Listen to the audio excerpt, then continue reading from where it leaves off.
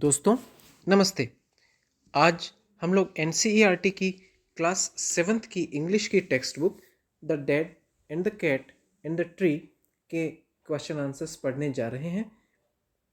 हमेशा की तरह हम इन सवालों को पहले समझेंगे, फिर उनके उत्तर देंगे। इसमें सबसे पहला सवाल है, why was dad sure he would not fall? पिताजी कैसे सुनिश्चित थे कि वह नहीं गिरेंगे? इसका उत्तर है, dad was sure he would not fall. पिताजी सुनिश्चित थे कि वह नहीं गिरेंगे, बिकॉज क्योंकि ही thought that he was a good climber, क्योंकि वह सोचते थे कि वह एक अच्छे चढ़ने वाले हैं। Question 2, which phrase in the poem expresses dad's self confidence best? इनमें से कौन सी पंक्ति है जो पिताजी के आत्मविश्वास को प्रदर्शित करती है, दिखाती है, दर्शाती है?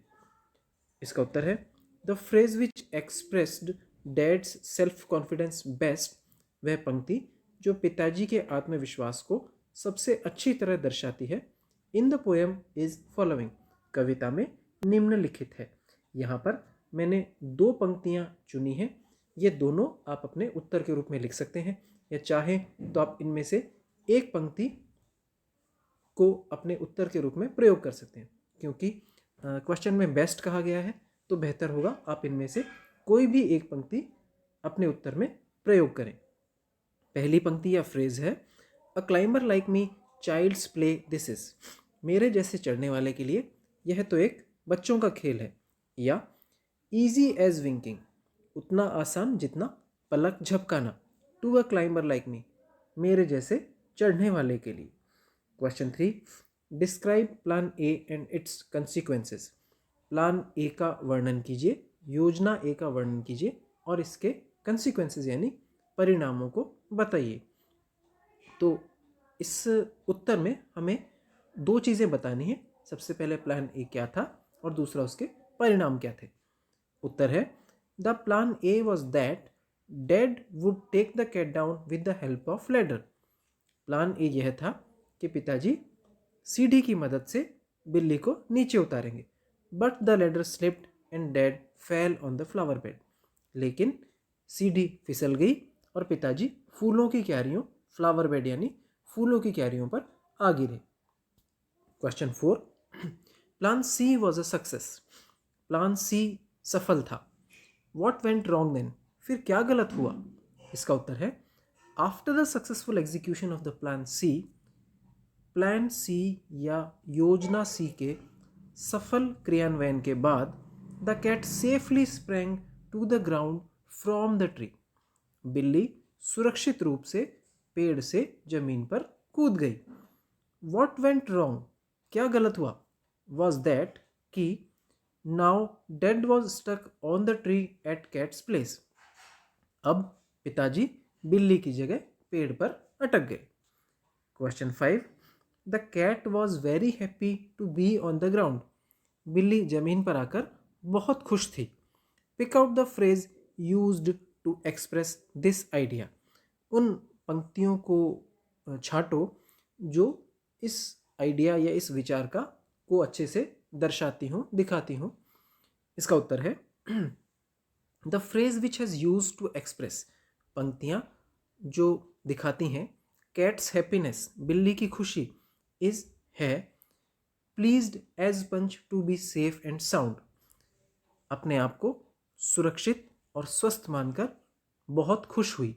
प्लीज्ड एज पंच, जैसा मैंने चैप्टर में भी बताया था, एक ईडियम है जिसका अर्थ होता है बहुत खुश होना, और सही मायने में प्लीज्ड एज पंच की जगह ईडियम यूज किया जाता है as pleased as punch. Question 6, describe the cat and dad situation in the beginning and at the end of the poem, पिताजी और बिल्ली की सिचुएशन को कविता के शुरू में और कविता के अंत में किस तरह से बताया गया है उसका वर्णन करें। इसका उत्तर है, in the beginning of the poem the cat was stuck on the tree and dad was planning to free it from the ground, कविता के शुरू में बिल्ली पेड़ पर अटकी हुई थी और पिताजी जमीन से उसे मुक्त करने की योजना बना रहे थे। At the end of the poem, कविता के अंत में the cat had landed safely at the ground, बिल्ली सुरक्षित रूप से जमीन पर आ गई थी, but father was stuck on the tree at its place, लेकिन पिताजी उसकी जगह पेड़ पर अटक गए थे। क्वेश्चन 7, वाई एंड व्हेन, क्यों और कब, डिड डैड से ईच ऑफ द फॉलोइंग, पिताजी ने इनमें से प्रत्येक को कहा। यानी जो भी शब्द हैं पिताजी ने वो कब कहे और क्यों कहे। सबसे पहला फॉल, इसका उत्तर है व्हेन मम said don't fall for goodness, जब मम्मी या माताजी ने कहा अच्छे के लिए मत गिरना, भलाई के लिए मत गिरना। Then father said this word, तब पिताजी ने यह शब्द कहे थे। ही टोल्ड सो, उन्होंने ऐसा कहा, because he was very confident, क्योंकि वह बहुत आत्मविश्वासी थे। सेकंड, नेवर माइंड, कोई बात नहीं। आंसर, इसका उत्तर है when dad fell down on the flower bed, जब पिताजी फूलों की क्यारियों पर गिरे, ही सेड दिस वर्ड, उन्होंने यह शब्द कहा। ही सेड सो, उन्होंने ऐसा कहा, because he also had a plan B ready to take the cat down, उन्होंने ऐसा कहा क्योंकि उनके पास बिल्ली को उतारने के लिए प्लान बी पहले से तैयार था। फनी जोक, इसका उत्तर है when mum told him to not to fall again, जब माताजी ने उन्हें दोबारा नहीं गिरने के लिए कहा। ही सेड इट, उन्होंने यह कहा।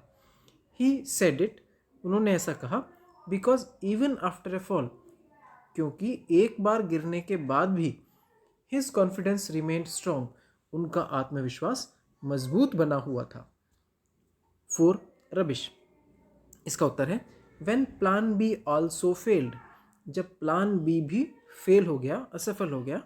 मम आस्क्ड हिम टू स्टॉप, माताजी या मम्मी ने उन्हें रुकने के लिए कहा। एंड सेड, और कहा, that he would break his neck, कि वो अपनी गर्दन तुड़ा लेंगे। देन डैड सेड रबिश, तब पिताजी ने रबिश वर्ड कहा। ही सेड इट, उन्होंने कहा, because he thought that climbing was an easy task for a climber like him, क्योंकि वह सोचते थे कि चढ़ना उनके जैसे चढ़ने वाले के लिए एक बहुत ही आसान सा काम है। क्वेश्चन 8, लास्ट क्वेश्चन है, do you find the poem humorous, आप क्या कविता को हास्यजनक पाते हैं? क्या आपको लगता है कविता हास्यजनक या हंसाने वाली है? Read aloud lines which make you laugh, उन लाइनों को, उन पंक्तियों को ज़ोर से पढ़ो जो आपको लगता है कि हंसाती है या जो आपको हंसाती है, जिनसे आप हंसते हैं। इसका उत्तर है yes, I found the poem humorous, हाँ मुझे ये कविता हास्यजनक लगती है, मैं इस कविता को हंसाने वाली पाता हूँ।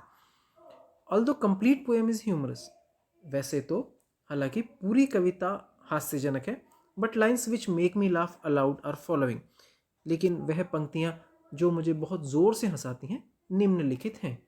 पहली, then he swung himself up on a branch, तब उन्होंने अपने आप को पेड़ की शाखा पर लटका लिया या झुला लिया।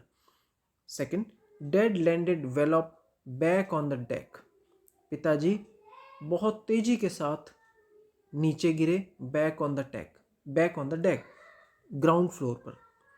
मैंने आपको क्वेश्चन जब चैप्टर का एक्सप्लेनेशन किया था तब बताया था कि डेक जनरली जहाज के फर्श को कहा जाता है, लेकिन इनफॉर्मल रूप से ज़मीन को भी हम लोग डेक बोल सकते हैं। डेक शब्द का प्रयोग वहाँ भी इनफॉर्मली हम लोग कर सकते हैं।